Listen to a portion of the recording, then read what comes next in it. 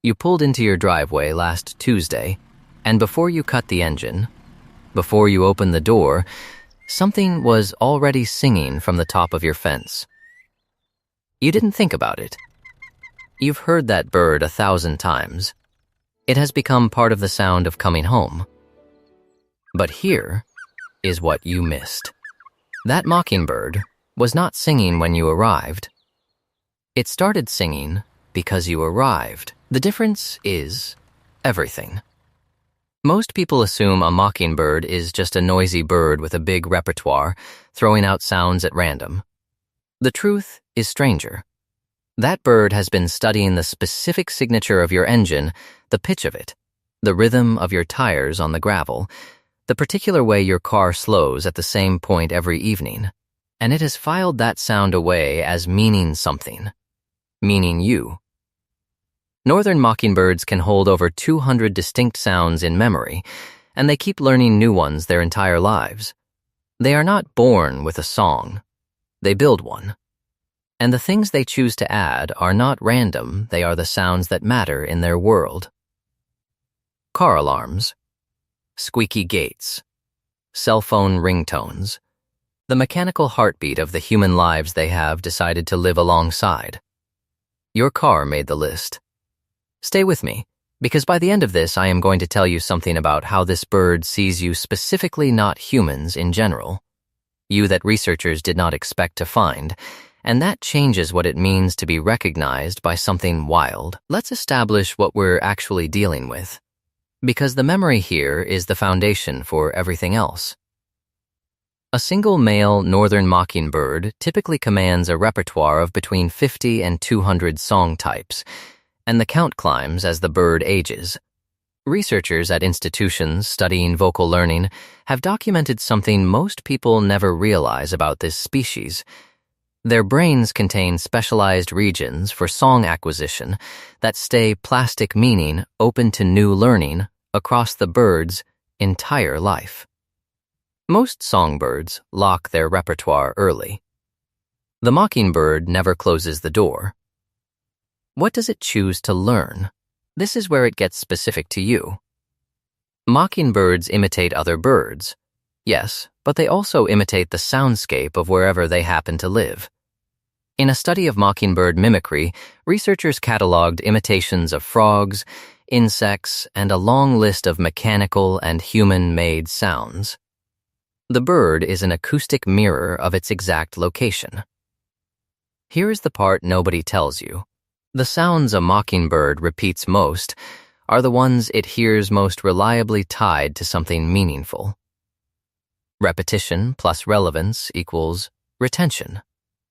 Your engine in the driveway, every evening, at roughly the same hour, is one of the most reliable acoustic events in that bird's entire day. You are, without intending to be, one of its teachers. Now to the detail in the title, the one that sounds like affection or imagination, and is actually neither. You may have noticed the singing starts before you've fully arrived, before the car stops. Sometimes, if you pay close attention, before you've even turned into the street. People explain this away as coincidence. It is not coincidence. It is anticipation. And anticipation requires something we don't usually grant to a bird, a prediction about the future based on a remembered pattern. Mockingbirds are fiercely territorial, and a male on his territory is running a constant assessment of his surroundings, what belongs, what is new, what is approaching. Your car is a recurring event in his soundscape, and recurring events build expectation. The low approaching hum of your engine is, to him, the opening note of a sequence he already knows the ending of. He responds to the beginning because he has learned what comes next. Most people don't know that birds form what researchers call predictive associations, linking a cue to an outcome, and acting on the cue before the outcome arrives. It's the same machinery that tells a chickadee a particular alarm means hawk before the hawk is visible. In your mockingbird, that same machinery has been pointed at your daily arrival. He isn't greeting you. Let's be honest about that. But he is expecting you. And expectation from a wild animal that owes you nothing is its own kind of remarkable. To understand why your arrival matters to him, you have to understand what your yard is to him. It isn't your yard. It's his territory, and he defends it with an intensity that would alarm you if it were scaled up to your size. A male mockingbird carves out a patch of the world and treats every square foot of it as his. He sings from high perches, not for beauty, but for declaration. Each phrase is a property line drawn in sound, a statement that this fence, this tree, this stretch of lawn is occupied and accounted for. The famous nighttime singing, the one that keeps people awake in spring, is usually an unmated male broadcasting into the dark, advertising the territory he holds. Here is what nobody tells you. Because he never leaves, because his whole world is the few hundred feet around your house, he knows that world with a precision you will never match for your own street. He knows which branch the neighbor's cat favors. He knows the hours the hawk passes over. And he knows your car, your schedule, your comings and goings, not because he cares about you, but because in a territory this small, nothing that happens regularly escapes his attention. You think of your home as the center of your yard. So does he. You've been sharing a center this whole time. That overlap your life and his, stacked on the same small piece of ground, is the reason any of this is possible.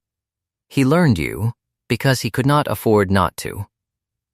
Now the uncomfortable turn, because recognition cuts both ways. There is a study out of the University of Florida that I want you to sit with, because it proves something most people would not believe about a bird this size.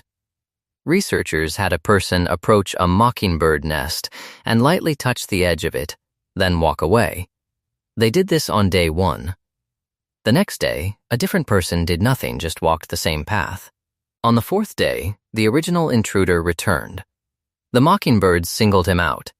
They flushed from the nest sooner, gave more alarm calls, and dove at the specific human who had threatened them days earlier, while ignoring strangers who walked the identical route. They had learned one individual human face and body out of a stream of people passing through a busy campus, and they remembered him across separate days. Let that recalibrate what the singing in your driveway means. This is not a bird reacting to a car or a person. This is a species with the demonstrated ability to tell you from everyone else, to hold that distinction in memory, and to act on it. The same machinery that lets a mockingbird mark one as dangerous is the machinery that has marked you as familiar. Safe, expected, most people assume birds see humans as an undifferentiated blur of giants. This one study, repeated and confirmed, says otherwise. The mockingbird on your fence is not responding to humanity. It is responding to you, specifically, sorted out from everyone else who has ever walked past. You have been identified. I told you at the beginning I'd end somewhere that researchers didn't expect, so here it is, not a fact this time, but the thing the facts add up to. We spend a lot of our lives unrecognized. We move through stores, streets, parking lots, and almost no one clocks us as anyone in particular. We are background to most of the world, the way most of the world is background to us. And then there is this bird, an animal, with a brain smaller than a walnut, who owes you absolutely nothing, who gains no food and no shelter and no safety from knowing who you are and it has chosen, out of the entire flood of sound and motion in its day, to learn the specific signature of your return. It didn't have to. That's the part I keep coming back to. A mockingbird does not need to know your car to survive. There is no evolutionary debt being paid here, no transaction. It learned you because you were a constant in its world, and constancy, to a creature paying that much attention, becomes a kind of relationship whether anyone intended it or not. You have been showing up at the same time, in the same way, in the small territory of a wild animal, and that animal has been keeping track.